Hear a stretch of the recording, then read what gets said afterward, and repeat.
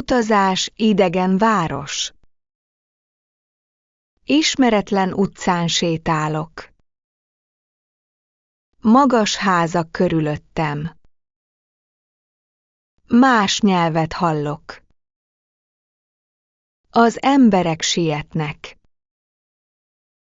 Megállok egy téren. Térkép van nálam. Lassan keresem az utat. Egy kávézóba lépek. Leülök az ablakhoz. Figyelem a várost. Minden új nekem. Mégis otthon érzem.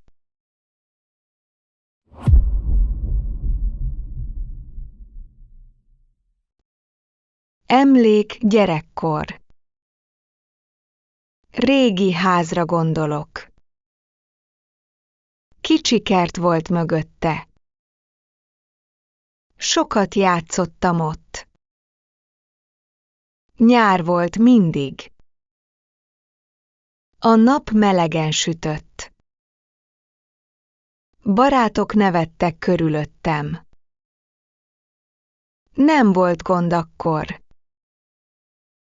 Az idő lassan telt. Most messze van. De tisztán emlékszem.